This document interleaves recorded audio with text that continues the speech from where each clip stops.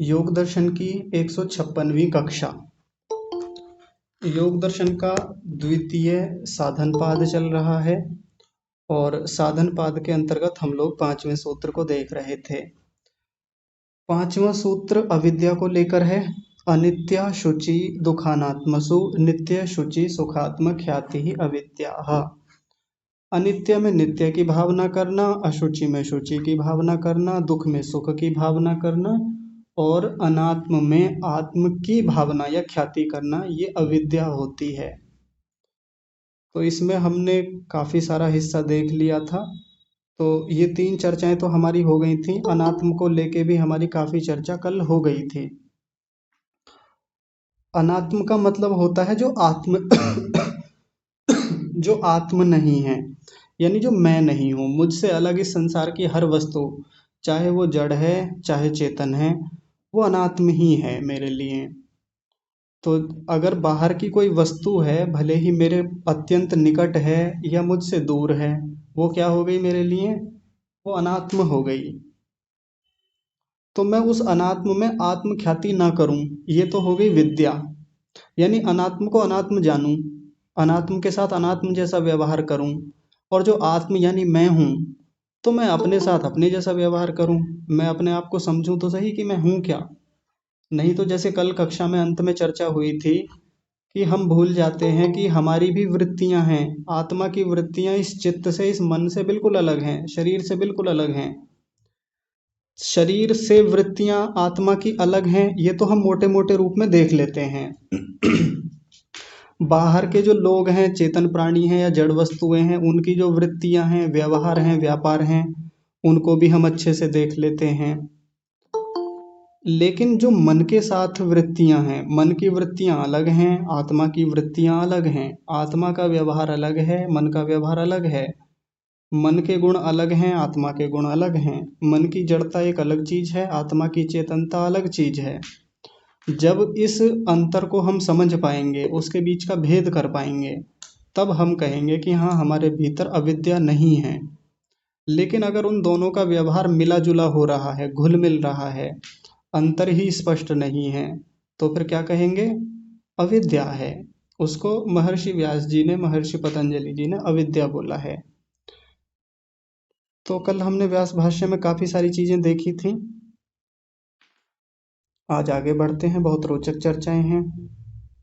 आज शिक्षक दिवस भी है, तो उस पर भी थोड़ी सी बात कर लेंगे बाद में। पहले विषय देखते हैं अपना। देखिए, पहले एक बार कल का थोड़ा सा रिवीजन कर लें, ताकि एक बात स्पष्ट हो जाए कि कल क्या रहा था हमारा। तथा अनात्मनि आत्मख्याति ही बाह्य उपकरणेषु चेतना चेतनेषु भोगाधिष्ठाने वा शरीरे पुरुषोपकरणे वा मनसि अनात्मनि आत्मख्याति ही इति। ये जो बाह्य उपकरण है, चाहे वो चेतन है चाहे जड़ है, फिर आगे शरीर है, शरीर के बाद फिर मन है, ये सब अनात्मा हैं। और ऐसी अनात्माओं में, ये जितनी हैं, इनमें आत्मनि ख्याति, ये सारी जितनी आत्मनी है, उनमें आत्म ख्याति करना, अपने होने का बोध करना, ये क्या है? ये अविद्या है। ये हमने कल देखा था। अब आज आगे चलते हैं। अब एक बड़ी रोचक चर्चा आपके सामने आएगी, बड़े ध्यान से समझेंगे इसको। देखिए आगे क्या कह रहे हैं। तथैतत तथैतद अच्छा, इसको अलग अलग कर लेते हैं, तभी अच्छे से बोला जाएगा। तथा एतत् अत्र उक्तम। देखिए कितने शब्द हैं इसमें, तथा, एतत्, अत्र और उक्तम। इनको मिलके बना तथैतदत्रोक्तम, ऐसा बना। अजीब सा शब्द है, फिर से समझिए। तथा, ये रहा तथा, एतत् भी है यहाँ पर, ये रहा, और अत्र शब्द भी है और उक्तम शब्द है। तो तथा एतत् अत्र उक्तम का मतलब हुआ, तथा माने वैसे ही, यानी जैसा पीछे बात चल रही है उसी को और आगे बढ़ाते हुए कह रहे हैं, वैसे ही। एतत् अत्र, इस विषय में, यहाँ इस विषय में जो विषय चल रहा है, उक्तम कहा जाता है। यानी ऐसी किसी ने बात कही। हमने योग की जब बात हम करते हैं, तो हमने महर्षि पतंजलि जी का नाम सुना है, हमने महर्षि व्यास जी का नाम सुना है कि इन दोनों लोगों ने योग पर बहुत काम किया। हमारे लिए योग को बड़ा सरल कर दिया।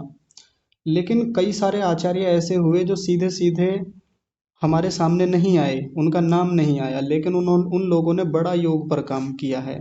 तो एक आचार्य हुए हैं आचार्य पंचशिख, पंचशिखाचार्य भी बोलते हैं उनको। तो उन्होंने भी बहुत सारी बातें योग के बारे में अन्य शास्त्रों में अलग जगहों पर कही हैं। तो महर्षि व्यास जी ने उन्हीं की बातों को कोट करके, उनका कोटेशन उठा करके यहाँ बोला है। तो ये जो कहा है ना, तथा एतत् अत्र उक्तम, इस विषय में वैसे ही कहा गया है। तो क्या कहा गया है, और ये जो आगे की बात कही जा रही है, अब ये पूरा एक लंबा वाक्य आएगा। तो ये पूरा वाक्य किसका है, आचार्य पंचशिख का, या कहें पंचशिखाचार्य का ये वचन है। ऐसा विद्वान बताते हैं, क्योंकि उन्होंने अन्य शास्त्रों में से ऐसा पढ़ा होगा। यहाँ पे तो नहीं लिखा कि ये पंचशिखाचार्य का वचन है ना, ऐसा थोड़ी लिखा हुआ है, बस सीधा कह दिया कि ऐसा कहा गया है। तो देखिए, ऋषियों की एक बड़ी अच्छी बात है, वो ऐसा ही नहीं कि केवल अपनी अपनी बात कहेंगे कि ये मैंने किया, ये मैंने किया। अगर किन्हीं अन्य विद्वानों ने, किन्हीं बड़े विद्वानों ने, अच्छे विद्वानों ने कहीं बात कही है, कोई श्लोक लिखा, कोई सूत्र की रचना की, कोई उन्होंने गद्य पद्य की रचना की, तो उनको वो कोट करते हैं, उनका उद्धरण उठा करके बात करते हैं उस पर भी। तो महर्षि व्यास जी देखिए कितने विनम्र रहे होंगे, अपने समय के या उनसे पहले के समय के जो आचार्य पंचशिख जैसे और बड़े विद्वान रहे, उनको भी उठाया, उनकी बातों को उठाया। तो देखिए क्या कहा गया है, व्यक्तम अव्यक्तम वा सत्वम, इतना एक साथ चलेगा ये, व्यक्तम अव्यक्तम व सत्वम। और आगे कहा, आत्मत्वेन अभिप्रतीत्य तस्य संपदम अनुनंदति, आत्मसंपदम मनवानः तस्य व्यापदम अनुशोचति, अनुशोचति पीछे से बोलेंगे तो अनुशोचति, आत्मव्यापदम मनवानः स सर्वो अप्रतिबुद्धः इति। बहुत लंबा वाक्य है, लेकिन हम इस वाक्य को तीन स्थानों पर तोड़ेंगे, क्योंकि इसमें तीन अलग अलग बातें कही गई हैं। तो सबसे पहले देखिए यहाँ से, व्यक्तम अव्यक्तम, इन दोनों को मिलके बना व्यक्तम अव्यक्तम। ऐसा दो शब्द हैं इसमें, एक है व्यक्तम और दूसरा है अव्यक्तम। वा सत्वम, सत्व शब्द का मतलब होता है वस्तु। हम पीछे देख के आए हैं, सत्व का मतलब चित्त भी होता है और सत्व का मतलब बुद्धि भी होता है। लेकिन सत्व शब्द सत्ता के रूप में भी आता है, कि जिसकी सत्ता होती है उसको सत्व कहा जाता है, या वस्तु कह लीजिए। वस्तु भी तो वही होती है जिसकी सत्ता होती है। हमारे सामने चाहे जड़ वस्तु है चाहे चेतन वस्तु है, उसकी अपनी एक सत्ता होती है, इसलिए उसको वस्तु कहा जाता है। और वस्तु को ही संस्कृत में सत्व भी कहते हैं। तो एक वस्तु तो हो गई व्यक्त, यानी यहाँ व्यक्तम सत्वम कह लीजिए और अव्यक्तम सत्वम कह लीजिए, दो चीजें हो गई ना। यानी व्यक्त वस्तु और अव्यक्त वस्तु, व्यक्त पदार्थ और अव्यक्त पदार्थ, ऐसा भी कह सकते हैं। तो ये व्यक्त पदार्थ और अव्यक्त पदार्थ क्या होते हैं? व्यक्त पदार्थ का मतलब होता है जो अपने आप को व्यक्त कर पाता है, अपने होने का भान करा दे, वो अपने होने की स्थिति को कह कर, बोल कर, अपनी हाव भावों से, अपनी प्रतिक्रियाओं से व्यक्त कर दे, उसको व्यक्त पदार्थ कहते हैं। सीधी सी बात है। दूसरे शब्दों में कहें तो चेतन पदार्थ, जितने भी चेतन वस्तुएं हैं, चेतन पदार्थ हैं, चेतन प्राणी हैं, वो अपनी स्थितियों का, अपने होने का, अपने अस्तित्व का प्रकटीकरण स्वयं से करते हैं। हम उनके हाव भावों को देखकर, उनके गुणों को, क्रियाओं को देखकर हम पकड़ लेते हैं कि हाँ ये चेतन है, इसलिए उनको व्यक्त पदार्थ भी कहा जाता है। या संस्कृत में बोले तो व्यक्त सत्वम, यानी व्यक्त वस्तु हैं वो। और अव्यक्तम सत्वम का मतलब क्या हो गया? अव्यक्तम का मतलब हो गया कि जो व्यक्त ना कर पाए अपने आप को। सत्ता तो है उनकी, दिखते भी हैं हमें, हमें महसूस भी होते हैं, लेकिन वो अपने आप से अपने स्वरूप को प्रकट नहीं कर सकते। उनके स्वरूप को प्रकट करने के लिए बाकी चीज़ों की आवश्यकता पड़ती है। खुद से वो अपनी क्रियाएं उनकी नहीं होती, स्वयं से उनका कोई हाव भाव, कोई भावनाएं, कोई उनके भीतर क्रियाएं नहीं होता अपना ऐसा, इसलिए उनको क्या कहते हैं? अव्यक्तम सत्वम। आगे कहा आत्मत्वेन, आत्मत्वेन का मतलब होता है अपनापन। अभिप्रतीत्य, अभिप्रतीत्य का मतलब होता है प्रतीत करके, मान करके। तो व्यक्त और अव्यक्त पदार्थ, तनिक रुकिए एक बार।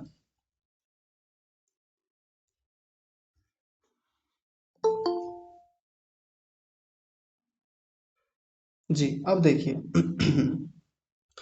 तो अव्यक्त और व्यक्त पदार्थों को आत्मत्वेन, बिल्कुल उसमें अपनापन अभिप्रतीत्य मान करके, यानी ये किस व्यक्ति की बात चल रही है? जो व्यक्ति अविद्या से युक्त है। पीछे से वही तो चर्चा हमारी चल रही थी, ध्यान से समझेंगे। किस व्यक्ति की चर्चा चल रही है? जो इन बाह्य उपकरणों में चेतन और अचेतन में भी अपने होने की ख्याति कर लेता है, यानी जिसके भीतर अविद्या है, उल्टा ज्ञान है, मिथ्या ज्ञान है, उसी की बात कर रहे हैं। और कह रहे हैं कि जो व्यक्त पदार्थों में यानी चेतन पदार्थों में और जड़ पदार्थों में आत्मत्वेन, अपनेपन को अभिप्रतीत्य, प्रतीत करके, मान करके, मानता है। उसी के बाद आगे और खोल रहे हैं, तस्य संपदम अनुनंदयति। तस्य का मतलब यहाँ पर हो गया,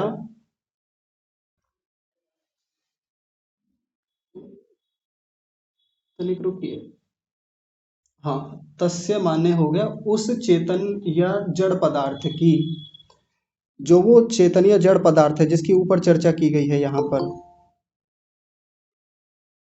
तो उसकी संपदम, संपदम का मतलब होता है वृद्धि होने पर, उन्नति होने पर, अनुनंदति, अनुनंदति का मतलब होता है प्रसन्न होता है, आनंदित होता है।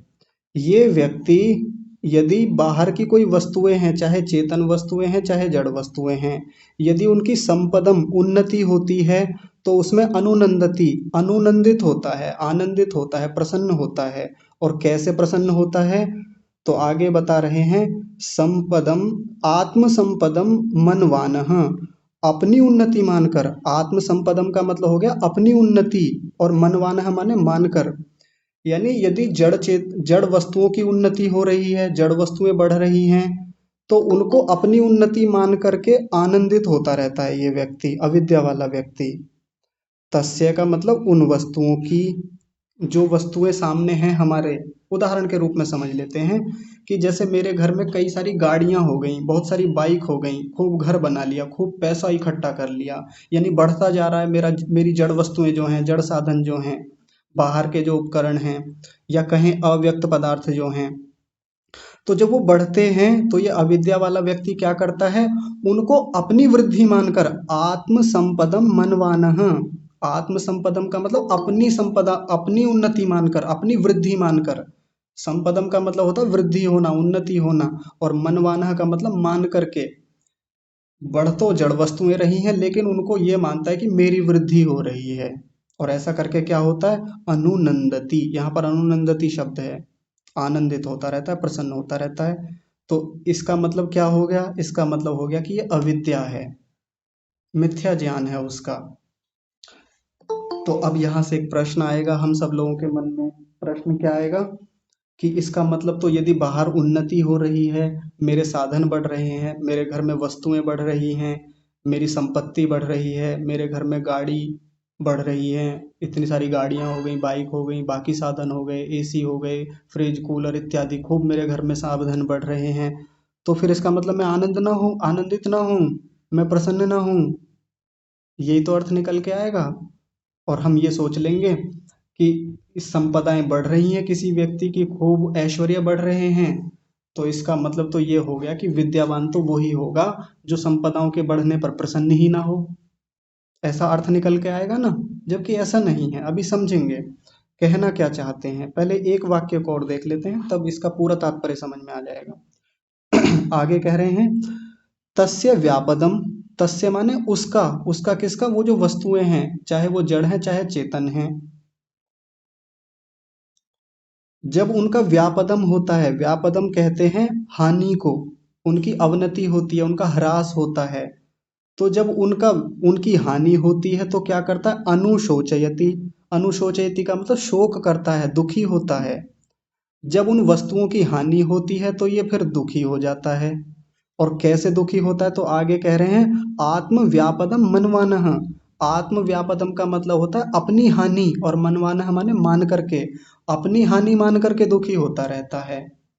जब वस्तुएं बढ़ रही हैं तो अपनी वृद्धि मान करके खुश होता रहता है, और तस्य व्यापदम, जब उन वस्तुओं की हानि हो रही होती है तो आत्म व्यापदम, अपनी हानि, मनवाना यानी मान करके, शोचयति यानी दुखी होता रहता है, शोक में पड़ा रहता है। फिर उदाहरण से समझें, किसी व्यक्ति का घर गिर गया, मकान गिर गया, फसल जल गई, नष्ट हो गई, या बिजनेस में घाटा हो गया, या गाड़ी किसी ने चुरा ली, किसी ने घर तोड़ दिया, किसी ने घर में चोरी कर ली, पैसा चला गया, संपत्ति चली गई, या कुछ भी नष्ट हो गया बाहर का, तो ऐसे में फिर दुखी हो जाता है व्यक्ति कि मेरा सब कुछ चला गया, मेरा ऐसा चला गया। या किसी की मृत्यु हो जाए चेतन पदार्थ की, अपने घर से कोई गाय मर गई, कोई बैल मर गया, किसी के घोड़े मर गए, किसी का संबंधी की मृत्यु हो गई, अपना बच्चा मर गया, पिता मर गए, किसी की भी मृत्यु हुई, तो उनको मान करके फिर दुखी होता रहता है कि जैसे मैं ही मर गया, जैसे मैं ही चला गया, जैसे मेरी ही हानि हो गई, जैसे मैं ही बीमार हो गया। बिल्कुल अपनी हानि मान करके ऐसा जो शोक में रहता है, दुखी रहता है, ये अविद्या वाला व्यक्ति है, घोर अविद्या है उसके भीतर। हमारे साधनों की वृद्धि हुई, हमारे संबंधियों की वृद्धि हुई, मेरे शिष्य खूब बढ़ गए, मेरी संतानें खूब बढ़ी, मेरे इतने फॉलोवर हो गए हैं, अब 1 मिलियन हो गए हैं, 2 मिलियन हो गए हैं, इतने सब्सक्राइबर, इतने फॉलोवर हो गए हैं। उनकी वृद्धि को अपनी वृद्धि मानकर खुश होता है। और मान लीजिए अचानक से किसी व्यक्ति का सोशल मीडिया पे कुछ गड़बड़ हो जाए, उसका कोई अकाउंट हैक कर ले, तो जितने सब्सक्राइबर थे सब चले गए, या कुछ गलत काम हो गया तो सब लोग फिर उसको ट्रोल करते हैं, उसकी निंदा करते हैं, और एकदम से फिर उसको अनसब्सक्राइब करते हैं, अनफॉलो करते हैं, और उसके देखते देखते सब्सक्राइबर कम होते चले जाते हैं। तो उन सब्सक्राइबरों के हटने से, उन लोगों की हानि होने से अपनी हानि मानने लगता है और दुखी हो जाता है। सब्सक्राइबर बढ़ते हैं, लोग बढ़ते हैं, फॉलोवर बढ़ते हैं, अनुयायी बढ़ते हैं, तो फिर खुश होता है, प्रसन्न रहता है। तो यहाँ से क्या बात आएगी समझ में, मतलब हम लोग क्या अर्थ निकालेंगे, ये निकालेंगे कि फिर इसका मतलब तो यदि साधनों की, लोगों की वृद्धि हो रही है तो फिर हमको खुश नहीं होना चाहिए, तब तो विद्या है।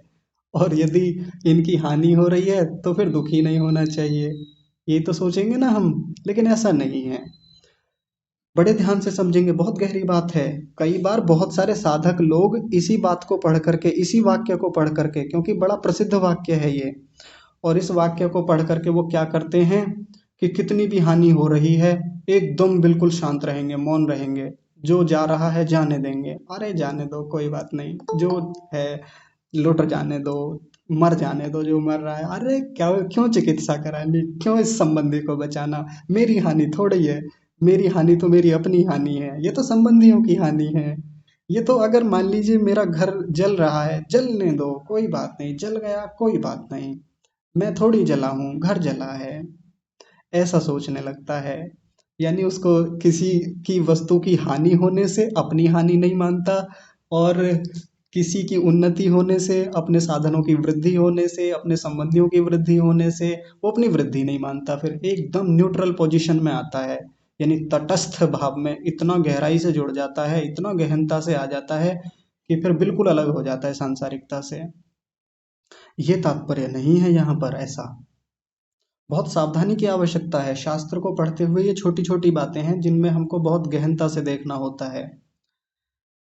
देखिए मान लीजिए यहाँ पर कोई एक साधक है, उनका एक आश्रम है, और बहुत अच्छे साधक हैं, अच्छे साधक हैं, विद्यावान हैं।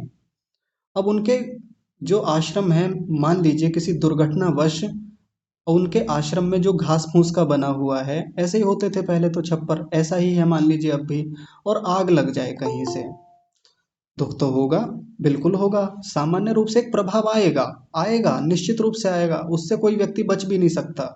अपना जब कोई साधन जाता है, जा रहा होता है, हम हमारे सामने से उसकी हानि हो रही होती है, एक प्रभाव आता है, कष्ट तो होता है, लेकिन ये व्यक्ति बहुत शीघ्रता से अपने आप को संभाल लेता है, अंतर जानता है, बहुत अच्छे से जानता है कि मेरे साधन की हानि है, मेरी नहीं है। लेकिन मेरे साधन की हानि है तो इसका मतलब अपने साधनों को जल जाने देगा, अपने साधनों को खराब हो जाने देगा? नहीं, साधन को बचाएगा। आश्रम में आग लग रही है तो ये सोच कर नहीं बैठ जाएगा कि अरे मेरी हानि थोड़ी हो रही है, मैं तो तटस्थ हूँ, मेरा आश्रम जल रहा है।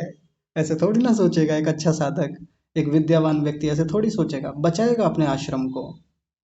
शिष्य दूर जा रहे हैं, शिष्य गलत मार्ग पे जा रहे हैं, हटते जा रहे हैं, न्यूनता आ रही है उनमें। सच्चे लोगों की, अच्छे लोगों की, श्रेष्ठ लोगों की संगतियां खराब हो रही हैं।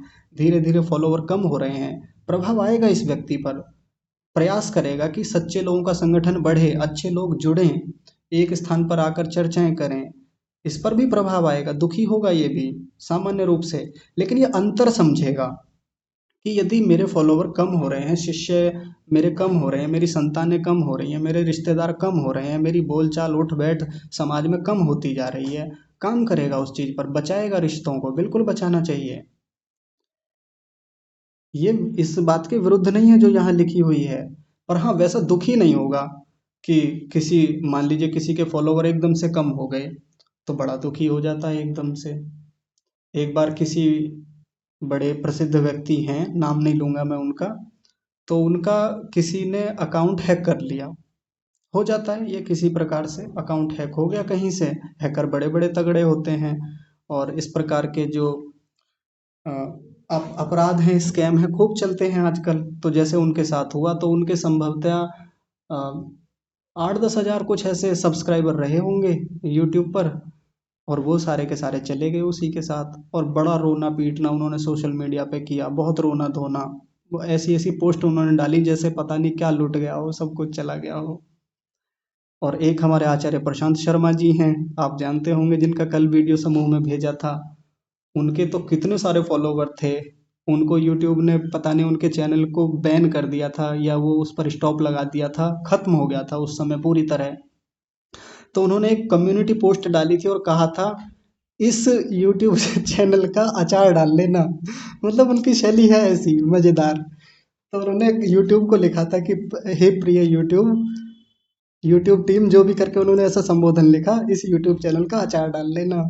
इतने सारे, शायद 80-90 हज़ार उस समय फॉलोवर थे उनके, सब्सक्राइबर थे, एक झटके में कि इसका अचार डाल लेना, जरूरत नहीं है हमें, और बना लेंगे, नहीं भी बनेगा कोई बात नहीं, प्रचार के और बहुत तरीके हैं हमारे पास। लेकिन बचाने का प्रयास करता है ऐसा व्यक्ति, अपने यूट्यूब चैनल को जितना बचाना है बचाता है। उन्होंने बचाया भी बाद में, उसके लिए जो भी अप्लाई करना था या जो भी री अप्लाई करना था फिर से किया, चैनल वापस आ गया। करता है ऐसा व्यक्ति, ऐसे थोड़ी जाने देगा अपने साधनों को। तो इन दो पंक्तियों में जो बात है कि साधनों के बढ़ने से प्रसन्न होता है, यानी अपने आप की उन्नति मान करके प्रसन्न होता है, साधनों की हानि होने से अपनी हानि मान करके दुखी होता रहता है।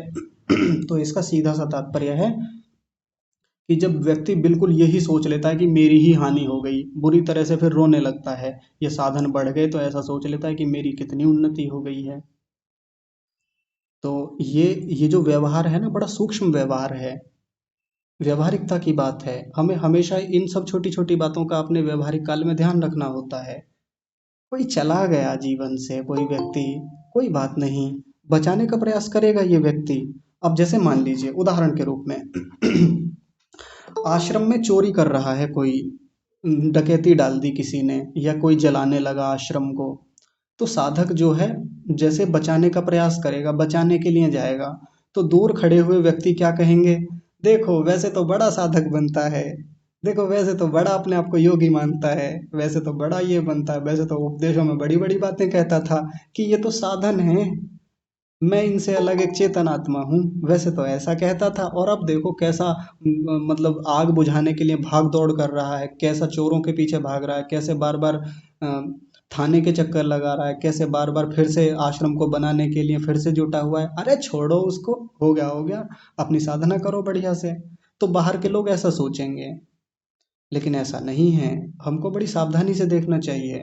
कई बार हम लोग भी ऐसे आरोप लगा देते हैं बाकी लोगों पर, कहीं बड़े साधकों को देख करके, कि वो मान लीजिए अपने आश्रम के लिए तैयारी कर रहे हैं, आश्रम बना रहे हैं, उसका निर्माण कर रहे हैं, मंदिर बना रहे हैं, या यज्ञशाला बना रहे हैं, गौशाला बना रहे हैं, या शिष्यों के लिए गुरु या गुरुकुल के विद्यार्थियों के लिए अच्छे भवन बना रहे हैं, और अच्छी व्यवस्थाएं कर रहे हैं, खेत बना रहे हैं कि इसमें फसलें होंगी और उन्नत रीति से फसलें उगाएंगे।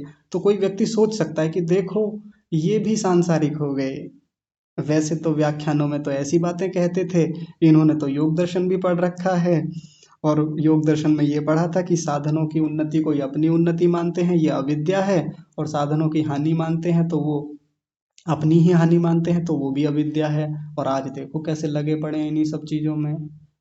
तो ये सारी जो चीजें हैं, ये जितनी बातें हैं जो यहाँ हम कर रहे हैं, ऋषि समझाना चाह रहे हैं, इन सब के पीछे का एक बड़ा मूल सा सिद्धांत है कि ये सब चीजें भीतर की हैं, अंतर्मन की बातें हैं।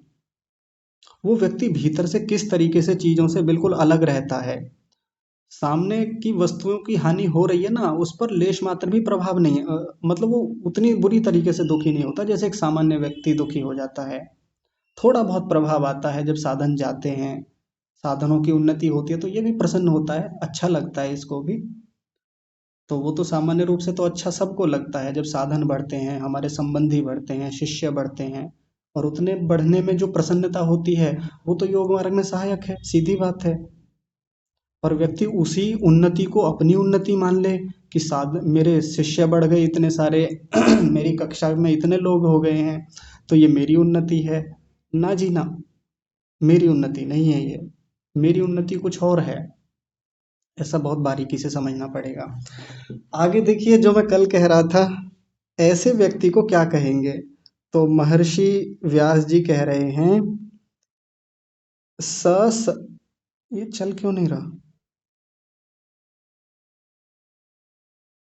तनिक रुकिए, ये तो कुछ मामला गड़बड़ हो गया, फिर से लाना पड़ेगा, बस थोड़ी प्रतीक्षा कीजिए।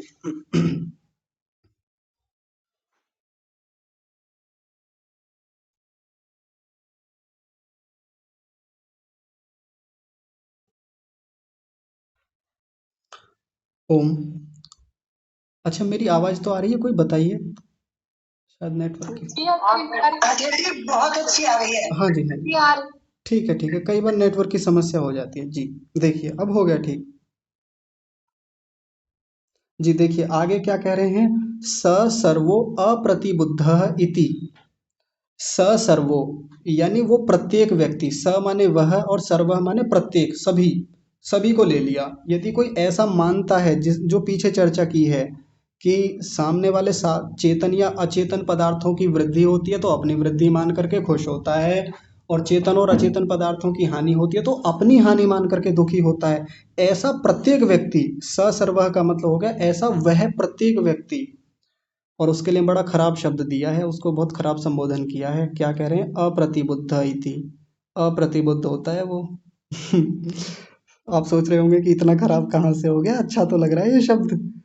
तो बुद्ध शब्द को समझेंगे। बुद्ध शब्द का मतलब होता है विवेकी व्यक्ति, बुद्धिमान, जो विचारशील व्यक्ति है, उसको प्रतिबुद्ध भी कह सकते हैं। लेकिन यहाँ पर शब्द है अप्रतिबुद्ध, यानी विवेकवान विचारशील व्यक्ति से जो उल्टा है, एकदम भिन्न है, और उसको हम सामान्य भाषा में क्या कहते हैं, मूर्ख है। यही कहा है, अविद्वान है, अज्ञानी है, ऐसा भी कह सकते हैं।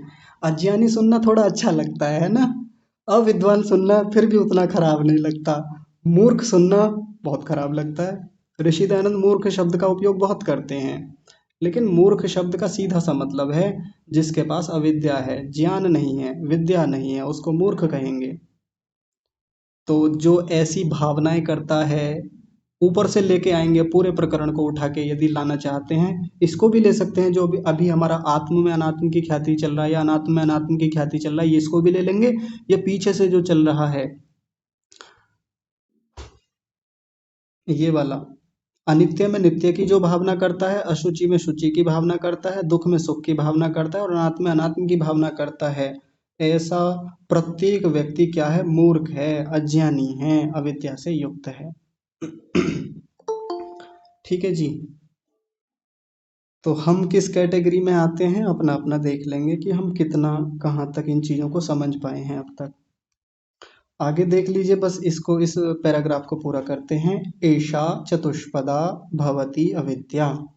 एषा माने यह, चतुष्पदा माने चार पैरों वाली, या चार प्रकार की, पैरों वाली का मतलब चार प्रकार की, भवती अविद्या ये अविद्या होती है। इस प्रकार ये चार प्रकार की अविद्या होती है। चार प्रकार कैसे हो गए, चार भेद कौन से हो गए, वही अनित्य में नित्य, अशुचि में शुचि, दुख में सुख की, अनात्म में आत्म की जो भावना करने वाली बातें हैं, ये चार बातें हो गई ना। तो ऐसी अविद्या चार प्रकार की बताई है। और आगे कह रहे हैं मूलम अस्य क्लेश संतानस्य कर्माशयस्य च सविपाकस्य इति। बहुत रोचक बात है। इस पर आगे के कई सारे सिद्धांत खड़े होंगे, बड़े ध्यान से समझेंगे। बहुत सारी चर्चाएं इसी छोटी सी पंक्ति को लेकर के आगे बढ़ेंगी। अस्य क्लेश संतानस्य, ये जो क्लेशों का विस्तार है, संतान का मतलब होता है विस्तार। हम संतान का मतलब सामान्य रूप से क्या मानते हैं? हमारे जो बालक बच्चे हैं उन्हीं को तो हम संतान कहते हैं ना। लेकिन यदि संस्कृत की दृष्टि से देखें तो संतान का मतलब विस्तार होता है। संतान भी तो विस्तार ही है। दो लोग थे, संतानें हो गई, विस्तार हो गया। तो यहाँ क्लेश संतान का मतलब क्या हो गया? क्लेशों का जो प्रवाह है, क्लेशों का जो विस्तार है।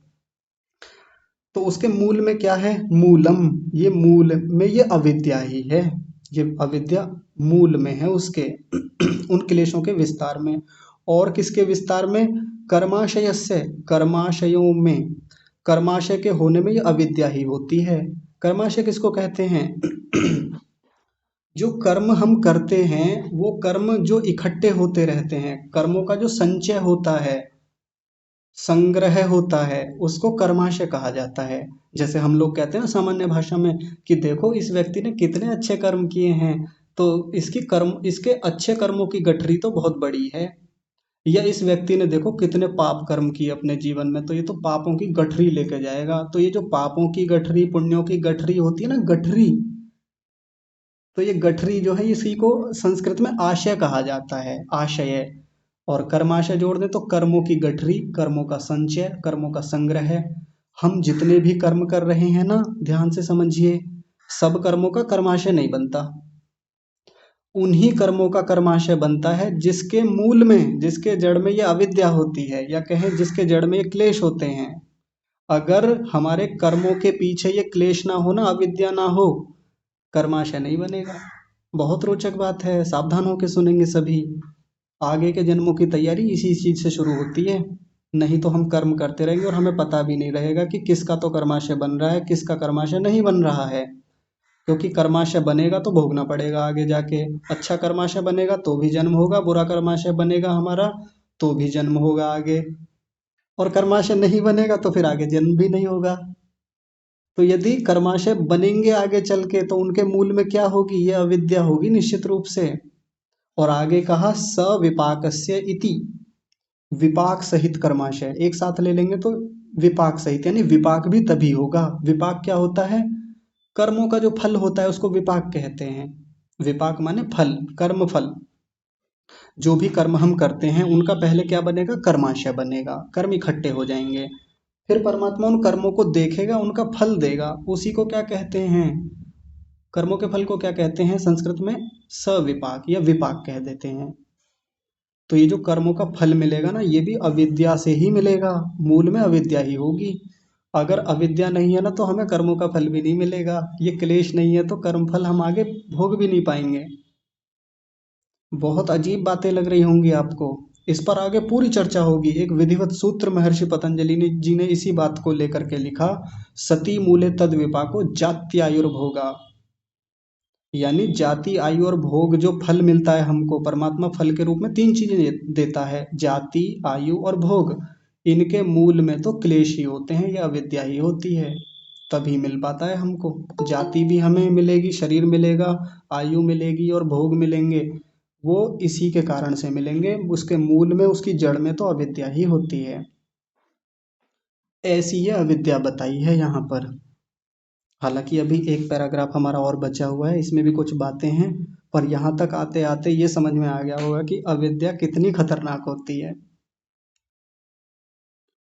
अच्छा, ये जो अंत में जो पंक्ति पढ़ी है ना, मूलमस्य क्लेश संतानस्य कर्माशयस्य च सविपाकस्य इति, इस पंक्ति को आप अपने मन में बिठा लीजिए, कहीं अच्छे से लिख लीजिए घर में, कहीं बड़े शब्दों में दीवार पर लिख लीजिए, कोई दिक्कत नहीं है, दीवार खराब नहीं होगी।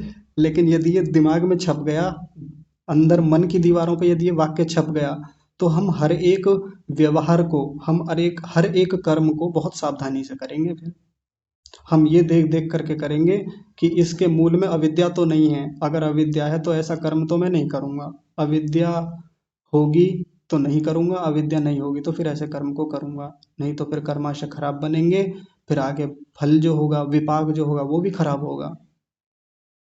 और आपके लिए एक बड़ी और रोचक बात बताते हैं, आश्चर्य होगा आपको। हम बहुत सारे अच्छे कर्म भी जो करते हैं ना, हमारा जो अच्छा कर्माशय बनता है उसके मूल में भी अविद्या होती है। आप तो सोच रहे हैं कि अविद्या से केवल खराब कर्म होते हैं, यानी क्लेशों से केवल गलत काम ही होते हैं, पाप कर्माशय ही बनता है। ऐसा नहीं है। पाप कर्माशय तो बनता है अविद्या के होने से, लेकिन इस अविद्या या क्लेशों के होने से पुण्य कर्माशय भी बनते हैं, अच्छे काम भी होते हैं। आश्चर्य हो रहा होगा। इसी बात को आधार बना करके आप याद रखिएगा, मैं याद दिलाऊंगा इसी बात को। अगले सूत्रों में, अगले व्यास भाष्यों में इस पर विस्तार से चर्चा करेंगे, एक एक उदाहरण उठाएंगे अपने जीवन के कि हम जो काम कर रहे हैं, कौन कौन से कर्म ऐसे हैं जिनसे कर्माशय बन रहा है तो कैसा बन रहा है, अविद्या कैसे काम कर रही है उसके पीछे। ठीक है जी। तो आज का विषय तो इतना ही रखते हैं। थोड़ी सी चर्चा आज के जो एक विशेष विषय है, शिक्षक दिवस, उस पर चर्चा कर लेते हैं थोड़ी सी, क्योंकि कई सारे लोगों की भावना भी होती है, कई लोग आए भी इसी वजह से हैं। तो आज शिक्षक दिवस है, 5 सितंबर का दिन है। डॉक्टर सर्वपल्ली कृष्णन है ना, शायद भारत के वो पहले उपराष्ट्रपति थे जहाँ तक मुझे ध्यान है। तो उनकी स्मृति में हम ये शिक्षक दिवस मनाते हैं। उन्हीं की स्मृति में क्यों मनाते हैं? लोग तो बहुत हुए हैं हमारे देश में। तो ऐसा कहा जाता है कि डॉक्टर सर्वपल्ली राधाकृष्णन जो थे, शिक्षा के क्षेत्र में उन्होंने बहुत काम किए थे, बहुत पढ़े लिखे व्यक्ति थे, बहुत समझदार थे। तो उनकी ऐसी ख्याति थी उस समय, उनकी ऐसी योग्यताएं थीं जिसके कारण से उन्हीं के जन्म दिवस को, उनका जन्म 5 सितंबर को ही हुआ था, तो उन्हीं के जन्म दिवस को आधार बना करके आगे भारत में 5 सितंबर को शिक्षक दिवस मनाया जाने लगा, और हम भी उन्हीं की याद में मनाते हैं। अच्छा लगता है।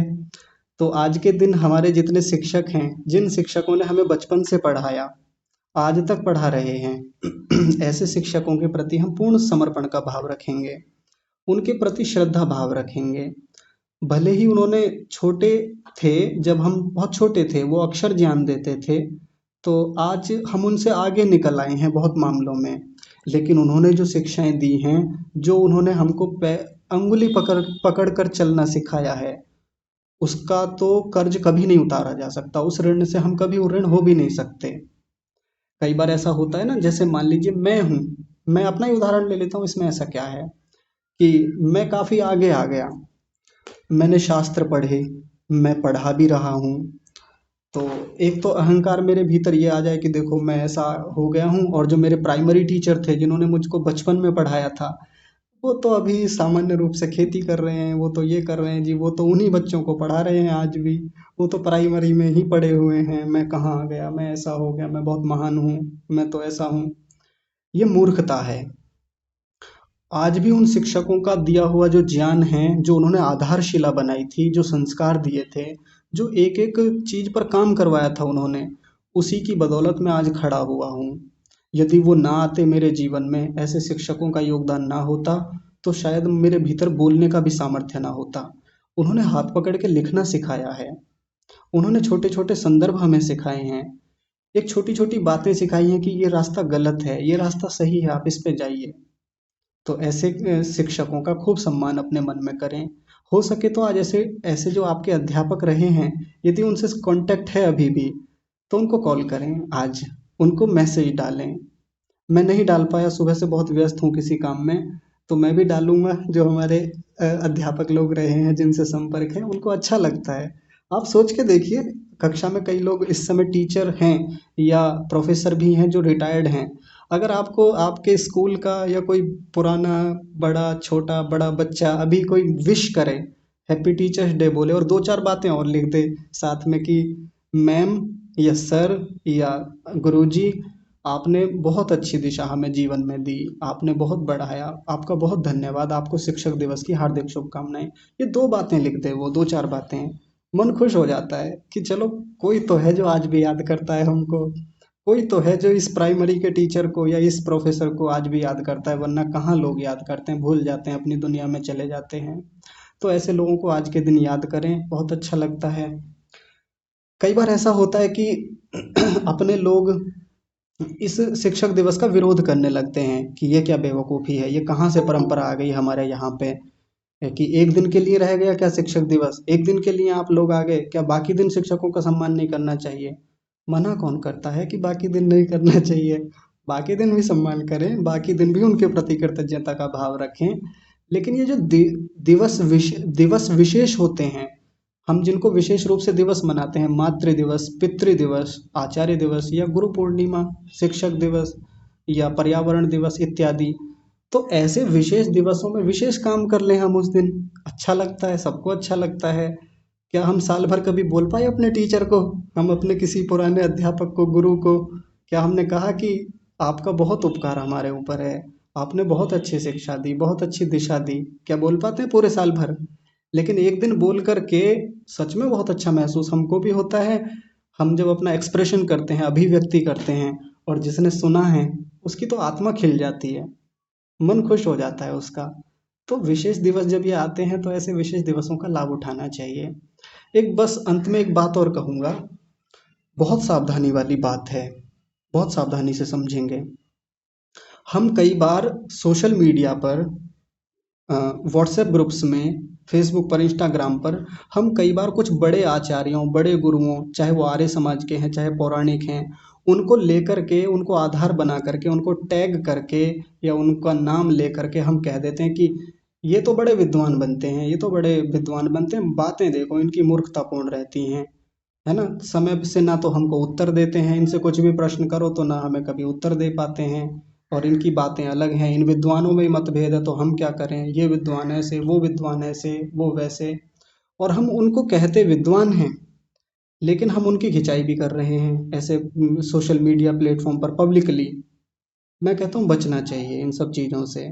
यदि हम उनको विद्वान कह रहे हैं तो फिर उनके बारे में अनर्गल बातें ना लिखें, या तो उनको भी सामान्य व्यक्ति माने कि सामान्य हैं, तो फिर खूब खिंचाई करें, कोई बात नहीं है। लेकिन विद्वान कहना और विद्वान की ऐसे हानि निंदा करना, उनकी खिंचाई करना और ये कहना, ये तो जी हमारे प्रश्न का उत्तर ही नहीं देते। कई बार इनसे कितने प्रश्न पूछे, व्हाट्सएप पर पूछते हैं, उत्तर ही नहीं आता इनका। तो मैं आपको बताता हूँ, मेरे भी एक आचार्य हैं, जब मैं उन्हें कोई प्रश्न डालता हूँ ना तो 1 महीना हो जाता है, कई बार 2 महीने हो जाते हैं, उत्तर ही नहीं आता। मैं जानता हूँ मेरे आचार्य बहुत व्यस्त हैं, मैं जानता हूँ मेरे गुरु जो हैं बहुत काम है उनके पास, उनका अपना एक व्यक्तिगत जीवन है। प्रेम से याद दिला देता हूँ कि आचार्य जी कृपया इस प्रश्न का उत्तर दीजिए ना, अब उत्तर नहीं निकल पा रहा है, बहुत प्रयास कर लिए। तब वो उत्तर देते हैं, और पता है कैसे उत्तर देते हैं, मैंने प्रश्न भेजा 1 पैराग्राफ का, उनका उत्तर आता है 3 शब्दों में, 4 शब्दों में, 8 शब्दों में, 10 शब्दों में, बस इतना ही, इससे ज़्यादा उत्तर आता ही नहीं। इसी में से मक्खन निकालना होता है खींच करके कि क्या और निकालें, घी निकालना होता है उसमें से।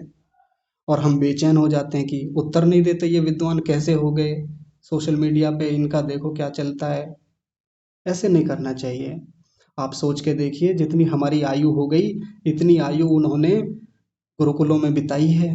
उन्होंने गुरुकुलों में कितना संघर्ष पुरुषार्थ किया है। जिस समय हम स्कूल में मजे लेते थे, आनंद करते थे, टीवी फोन चलाते थे, वो उस समय गुरुकुल की एक दृढ़ दिनचर्या का पालन करते थे वो गुरु हमारे, वो गुरुकुल के आचार्य, जिनको हम आज ऐसे ही पकड़ के रेल देते हैं कहीं पे भी, उनका कोई सम्मान नहीं करते। पिछले कई दिन से मैं कई व्हाट्सएप ग्रुप्स में देख रहा हूँ, बहुत खिंचाई करते हैं ऐसे विद्वानों की, नहीं करनी चाहिए। उन्होंने शास्त्रों को घोटा है, शास्त्रों के पीछे बहुत समय लगाया है, बहुत साधना है। यदि किसी बात को लेकर के मतभेद है, व्यक्तिगत कर लें उनसे बात, फ़ोन पर कर लें, वहीं जा कर के मिल कर के कर लें। ये उनका नाम ले करके, उनको कोट करके, उनको टैग करके जो सोशल मीडिया पे उछालना होता है, ऐसा ना करें। शिक्षक दिवस पे कम से कम ऐसी चीज़ें तो हमको सीखनी चाहिए कि यहाँ से हम एक संकल्प लें कि अच्छे जो गुरु हैं उनका भी एक अपना व्यक्तिगत जीवन है, उनके जीवन में भी संघर्ष हैं। उनका एक व्यक्तिगत जीवन है जो समाज के, राष्ट्र के लिए लगा हुआ है। कितना पुरुषार्थ वो व्यक्ति हमारे समाज के लिए करता है। यदि वो समय नहीं निकाल पाया किसी कारण से, यदि वो समय नहीं निकाल पा रहा है आपके प्रश्नों के उत्तर के लिए, या वो कुछ नहीं कर पा रहा है आपकी दृष्टि में, आपको लग रहा है कि कुछ नहीं करते जी, आश्रम खोल रखा है उन्होंने तो, वो करते क्या हैं, बैठे हुए हैं वहीं पर, आपको बैठे हुए दिखते हैं। उनका काम ही क्या है, बोलना ही तो है, पढ़ाना ही तो है, इससे ज़्यादा क्या करते हैं। तो बोलना आसान काम नहीं होता। फावड़ा चलाना बहुत आसान काम है, 5 घंटे फावड़ा चलाना और 2 घंटे बोलना बराबर होता है। इसलिए अपने गुरुओं का सम्मान करें। हमारे उन गुरुओं ने जो बचपन में हमारे पीछे ऊर्जा लगाई है ना, बहुत ऊर्जा, बहुत ताकत खर्च हुई है उनकी। उनके शब्द की एक एक कैलोरी, जो उन्होंने एक एक कैलोरी खर्च हुई है, उसका भी हमारे ऊपर बहुत ऋण है, बहुत उपकार है। ऐसे गुरुओं का हम खूब सम्मान करें, उनको मान दें, उनका सहयोग करें, उनकी बढ़ती करें, उनकी उन्नति करें। तब सार्थक होता है शिक्षक दिवस मनाना हमारा। तो आप सबको मैं बहुत धन्यवाद करता हूँ कि आप सब लोग बहुत अच्छे से आगे बढ़ रहे हैं, पढ़ रहे हैं, बहुत सम्मान भी करते हैं। यदि कहीं चूक है थोड़ी बहुत तो उस पर हम लोग काम करेंगे। यदि किसी को कुछ कहना है तो आप कह सकते हैं, अन्यथा फिर कक्षा को विराम देते हैं। आचार्य जी, गुरु दिवस का अनेक अनेक शुभकामनाएं। अच्छा से याद दिलाया। हाँ जी, धन्यवाद। लेकिन आचार्य जी मेरी ओर से भी बहुत बहुत बहुत बहुत शुभकामनाएं और प्रणाम। जी आपका भी बहुत धन्यवाद आचार्य जी, आपका बहुत बहुत शुभकामनाएं आपको। जी, धन्यवाद सभी का, बहुत सारा धन्यवाद। गुरु दिवस के लिए शुभकामनाएं। धन्यवाद आचार्य जी, राम राम। राम राम जी। आचार्य जी आप उम्र में इतने आपको बहुत बड़ा ज्ञान दे दिया, इसके लिए बहुत बहुत धन्यवाद। धन्यवाद माता जी। आचार्य जी, शिक्षक दिवस की बहुत बहुत शुभकामना। आप हम लोगों को इतना आगे धीरे धीरे बढ़ा रहे हैं, बहुत अच्छा लगता है, मन को शांति मिलती है। बहुत बहुत आशीर्वाद बेटे, जी भगवान तेरे को तंदुरुस्ती दे। जी, गीता माता जी का बहुत धन्यवाद, वीर आचार्य जी माता जी को। आचार्य जी शुभकामनाएं आचार्य। आपकी कला बहुत अच्छी लग रही है, पढ़ाने की बहुत ही अच्छा, कुछ अलग ही ढंग से जो चित्त में उतर जाता है, लेकिन बताने में मुश्किल हो जाता है हमें। हाँ, तो ये हमारे ऊपर के जो गुरु हैं, मेरे ऊपर से ऊपर वाले जो हैं, उन्हीं की कृपा है। अपना तो कुछ है ही नहीं विशेष, उन्हीं से सीखा है सब। यही आपकी महानता है ना आचार्य जी, अपने ऊपर नहीं लेना बात की। वरना फिर वही अभी आज ही तो आपने तो पढ़ाया कि हम गर्व करके बोलते हैं कि मैंने किया, मैंने कमाया। यही तो महानता है कि आप अपने ऊपर न लेके बड़ों के ऊपर दे रहे हैं। तो उनका आशीर्वाद आपके ऊपर हमेशा रहे, और आचार्य जी हमारा आशीर्वाद भी आपके रहे। आप जी बहुत छोटे हैं हमसे। जी, गुरुओं को अपना सब समर्पण कर देना, अपनी सब उपलब्धियां दे देना, ये भी उन्हीं से सीखा है। नहीं तो क्रेडिट लेना कौन नहीं चाहता, सब चाहते हैं। अच्छा जी, सागर भाई जी कुछ कह रहे हैं क्या? जी, ओम, आप सभी को सादर नमस्ते। नमस्ते और सादर जी। चरण पर नमस्ते भैया। जी शिक्षक दिवस की हार्दिक शुभकामनाएं भैया आपको, और परमपिता परमात्मा का बहुत सारा धन्यवाद, जो आप जैसे भ्राता के रूप में हमको आचार्य जी मिले, बेटे के रूप में मिले और शिक्षक के रूप में मिले। और अब आपके प्रति जो हमारे मन में भाव है उसको व्यक्त करना तो बहुत कम शब्दों में, बस परमात्मा ही जानते कि आपकी क्या महत्व था, आपका क्या मूल्य है हमारे जीवन में। और मैं आज से जो 2 वर्ष पीछे देखता हूँ तो अपना जीवन कहाँ था और आज मैं कहाँ हूँ, तो मैं खुद को देखता हूँ बहुत अभी आगे पहुंच चुका हूँ और अभी आगे की यात्रा करनी है। तो इन सब यात्राओं के बीच में जो आपकी सहभागिता रही है, आपका जो स्नेह रहा है, आपका जो हमारे पीठ पर हाथ रखना है कि भाई आगे बढ़ो, आपके साथ में है।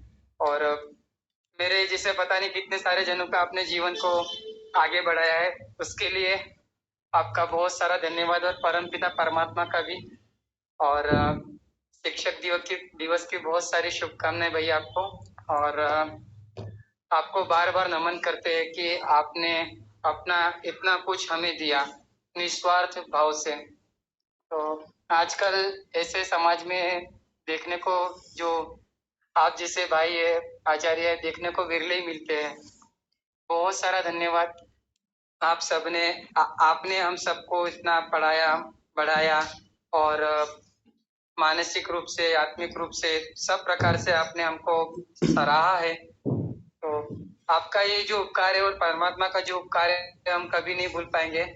और इससे आपके इस ऋण से ऋण होने के लिए हम प्रयास करेंगे, पुरुषार्थ करेंगे, ऐसा मैं ईश्वर से प्रार्थना करता हूँ और स्वयं से भी जी स्वयं को वचन देने का प्रयास करता हूँ। हाँ जी। नमस्ते भैया, बहुत धन्यवाद। हाँ नमस्ते जी, आपका बहुत सारा धन्यवाद। और ये बहुत अच्छा है कि यदि हमने कहीं से कुछ लिया है आगे बढ़ा दें। कई बार होता है कि जिस गुरु से हमने कुछ लिया हम उसको नहीं लौटा पाते, नहीं होता हमारा सामर्थ्य, तो उस क्या करें, आगे बढ़ा दें उस चीज़ को। यानी मैंने अपने गुरु से शिक्षा ली, मेरा सामर्थ्य नहीं था उस समय कि मैं उनको कुछ दक्षिणा दे पाता, मैं उनको कुछ उनकी सेवा कर पाता, उनके चरण दबा पाता, मैं उनके लिए भोजन की व्यवस्था करता, मैं उनके लिए समिधाएं लेके जाता, नहीं था सामर्थ्य, सच में नहीं था। लेकिन अब कर्तव्य क्या है, गुरुओं से जो सीखा, जो विनम्रता जीवन में धारण की, जो सिद्धांत लिए, जो व्यवहार को शुद्ध किया, अब वो आगे बढ़ाना है, इस परंपरा को, इस अनुशासन को आगे ले जाना है, और वो आप कर रहे हैं। तो बहुत धन्यवाद आपका। जी चौधरी साहब आप बताइए भैया आप। भैया एक चीज और कहनी थी। हाँ जी बताइए ना। अभी तो मेरे पास में सामर्थ्य नहीं है, जिस दिन सामर्थ्य आएगा वो भी करूंगा, और आपने जो कहा है मैं उसका पूरा पालन करने का प्रयास करूंगा, और हम सभी करेंगे। बहुत धन्यवाद। हाँ जी बढ़िया, चलिए ठीक है जी। चौधरी साहब आप बताइए। जी आचार्य जी सादर नमस्ते। नमस्ते जी। आचार्य जी पहले शिक्षक दिवस की हार्दिक शुभकामनाएं। जी धन्यवाद। और इस समय आपको एक शिक्षक के रूप में उसकी हार्दिक बधाई, और साथ में एक अभिभावक होने के नाते आपको शुभकामनाएं। जी आप अपने, बस एक ही मेरी विनती है कि आप अपने स्वास्थ्य के लिए प्रति थोड़ा सा जागरूक रहें, और स्वास्थ्य के प्रति आप जो है अपने बेहतर से बेहतर करें। इसमें हम कुछ सहयोग कर सकते हैं, उसके लिए हम अपने आप को भाग्यशाली समझें। जी आपका सहयोग हमेशा रहा है हमारे लिए, मैं उसका बड़ा आभार मानता हूँ। और इतनी शुभकामनाएं आती हैं कि मुझे जीवन में प्रतिकूलताएं आती नहीं कभी भी। मुझे पता भी नहीं है, सागर भाई जी बताते रहते हैं, क्योंकि ये ज़्यादा कांटेक्ट में रहते हैं आप सबके, मैं सीधे सीधे आपसे नहीं कर पाता कांटेक्ट सबसे। तो पिछले दिनों स्वास्थ्य भी खराब खराब हुआ तो सागर भाई जी ने एक बड़ी कमाल की बात बताई थी कि भैया आप नहीं जानते कि आपको कितनी शुभकामनाएं मिलती हैं। तो मैं उन शुभकामनाओं का बहुत ऋणी हूँ, सच में बहुत ऋणी हूँ, जिन्होंने बहुत जल्दी उन खराब परिस्थितियों से निकाल लिया, और आज मैं आपके सामने बोल पा रहा हूँ। नहीं तो एक स्थिति ऐसी थी कि मुख से शब्द नहीं निकलता था मेरे, ऐसी स्थिति हो गई थी। तो निकल पाया हूँ, तो आप सबने बड़ा सहयोग, बड़ी शुभकामनाएं की हैं, जो मुझे सीधे सीधे पता नहीं चली, लेकिन वो काम तो अपना यथावत कर रही थी। धन्यवाद सभी का। अच्छा जी, अमरीश बहन जी भी कुछ कहना चाहती हैं, बताइए। अच्छा जी, वंश जी हैं, देखिए छोटे से बालक हैं, ये बोलेंगे, हमारी कक्षा के सबसे छोटे सदस्य हैं। सादर नमस्ते गुरुजी, आपको शिक्षक दिवस की हार्दिक शुभकामनाएं। ये सारी शुभकामनाएं आपके लिए, वरना मुझे तो पता ही नहीं था कि उनका वीडियो ऑन किया जाए। अच्छा वंश, और अपना वीडियो ऑन कर सकते हैं आप?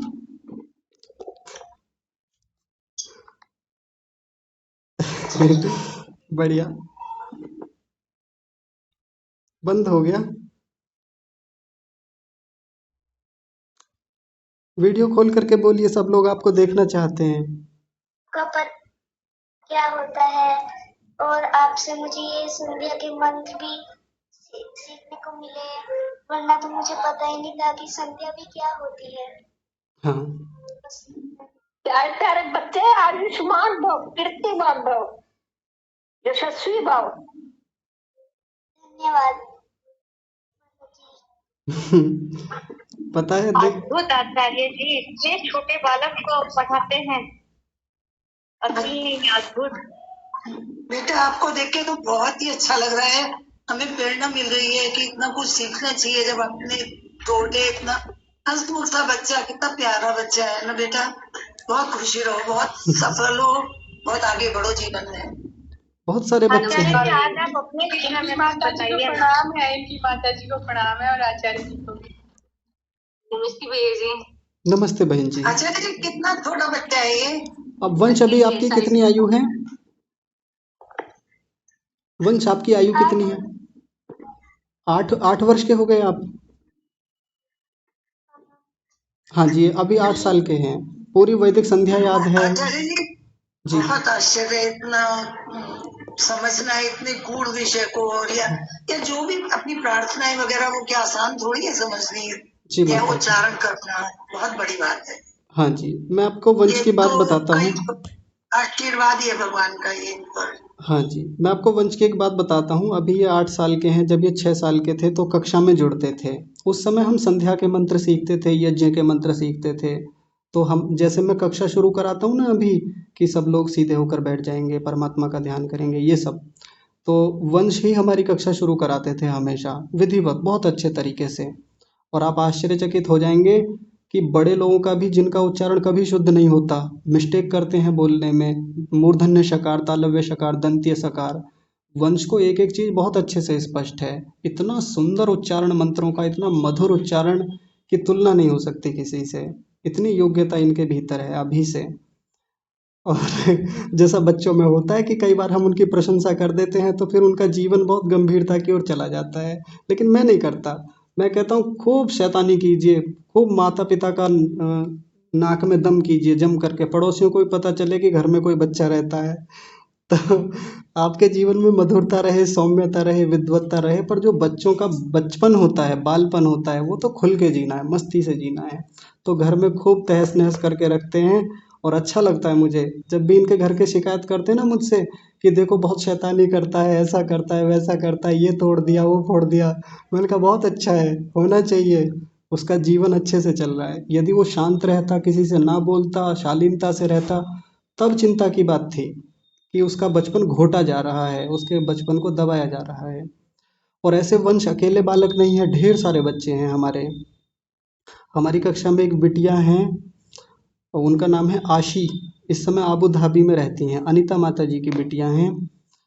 आपको मैं उनकी योग्यता बता देता हूँ। वो बिटिया इतनी प्यारी हैं कि आप में इस कक्षा में चाहे 80 लोग हों, चाहे 90 लोग हों, चाहे 150 लोग हों, कोई दिक्कत नहीं है। वो आपको मंत्रों का उच्चारण शुद्ध कैसे किया जाए, अकेली बिटिया सिखा सकती हैं। पूरी क्लास को अकेले हैंडल कर सकती हैं वो। ऐसी योग्यता छोटी सी बिटिया की। और वो कौन सी कक्षा में है? अभी 8वीं कक्षा में है। ऐसे ऐसे उसको भी बच्चे दिखा हैं। दो, बहुत कमाल है आचार्य जी, हाँ, बहुत। उसको भी और दिखा ऐसे दो बच्चे प्यारी प्यारी बेटी को। बहुत तो इसमें बहुत मैं आगे बढ़ते हैं। हाँ, इसमें माता पिता की मैं विशेषता मानता हूँ, क्योंकि हर माता पिता बच्चों को उतना प्लेटफॉर्म दे नहीं पाते। वो सोचते हैं कि आधुनिक शिक्षा में भेजेंगे, वहाँ भेजेंगे। भेजना चाहिए, आधुनिक शिक्षा में पढ़ाएं, बिल्कुल पढ़ाएं। लेकिन ना तो उनको इस दिशा में लाना चाहते, सिद्धांतों को समझाना नहीं चाहते, ना घर का माहौल वैसा है। लेकिन मैं उनके घर का माहौल बताऊं आपको, बहुत सुंदर वातावरण। माता जी भी और जो आशी बिटियां हैं उनके पिताजी भी, उनके भाई भी बहुत अच्छे से घर का वातावरण रखते हैं, यज्ञ करते हैं ऐसे स्थान पर रह करके। मुस्लिम बहुलता वाला वो देश है, ऐसे स्थान पर भी यज्ञ करना, उपासना करना, अपनी संस्कृति का पालन करना। तो ऐसे और भी खूब सारे बच्चे हैं। अब कक्षा में है क्या? हाय आज कमेंडेबल अनीता माता आचार्य जी। जी, हाँ जी। आज तो कम से कम वीडियो ऑन कीजिए, हम देखें तो अपने गुरु को कम से कम। अच्छा, मुझे आप देख नहीं पाएंगे क्योंकि मैं सुबह से ऐसे काम में लगा हुआ हूँ कि मैं ऐसे बच्चों को तो आशीर्वाद देना है मैं जो मुख काम तक, में लगा हुआ है। मेरा मुख तक नहीं धुल पाया है। कोई कोई बात बात नहीं, नहीं, शेरों गुरु का के मुंह मुख किसी चेहरा ने धो धोया? जाती है, मुख की आवश्यकता नहीं, आप बस दिखा दीजिए। नहीं, शेरों का मुंह किसी ने धोया क्या आज तक? वाह, तू मेरा शेर है। चलिए ठीक है, फिर आज की कक्षा को विराम देते हैं क्योंकि नीचे प्रतीक्षा हो रही अरे है। सबकी इच्छा पूरी कर दो। ये इच्छा पूरी नहीं कर पाएंगे आचार्य जी माता कल जी। दिखाइए, फिर कल दिखा दीजिए। ठीक है आचार्य जी, तो फिर कल एक दिखाना सत्य वो आचार्य जी। रखिए जिसमें आप अपना परिचय भी दीजिएगा, अपना अपने बारे में आचार्य जी हम भी चाहते और हैं अपना आपका चेहरा परिचय भी आचार्य जी। दिखाइएगा। परिचय चलिए ठीक है, मैं बताऊंगा आचार्य जी परिचय। सोच रहे नहीं हैं नहीं, आपको अब बताओ गलत कि कर बीच दिया में होगा, मैं कल कैसे फंस कल जाऊं। आचार्य जी अब टाइम हो गया बहुत, कल हाँ जी, हाँ जी, ठीक है। जुग जुग कल जियो। अभी क्लास का टाइम हो गया, आज दूसरी आचार्य जी तो कल हाँ कर जी दीजिए। जी जी, ठीक है, बिल्कुल आप कीजिए। मैं भी चलता हूँ और सभी अपना ध्यान रखेंगे। आप सभी को एक बार फिर से शिक्षक दिवस की हार्दिक शुभकामनाएं। और जो शुभकामनाएं आप हमारे लिए करते हैं, मैं उनका हृदय से बहुत धन्यवाद करता हूँ और परमात्मा से बार बार कामना करता हूँ कि हम सब लोग एक दूसरे का हाथ पकड़ करके जीवन पथ पर आगे बढ़ते रहें, इन सांसारिक उन्नतियों को भी साथ साथ लेकर के आगे बढ़ें और अंततः जो आंतरिक यात्रा है, आध्यात्मिक यात्रा है, उस पर भी हम क्यों ना हाथ पकड़ के एक दूसरे का चलें। कोई सदस्य पीछे रहता है तो उसको आगे खींच लें। यदि हम पीछे हैं तो सामने आह्वान कर लें कि मुझे भी ले चलो, मैं पीछे रह गया। तो ऐसा जब सहयोग रहेगा तो बहुत उत्साह के साथ हम आगे बढ़ पाएंगे। इन्हीं कामनाओं के बहुत बहुत साथ प्यार, बहुत बहुत आशीर्वाद। नमस्ते सभी को। ईश्वर आपको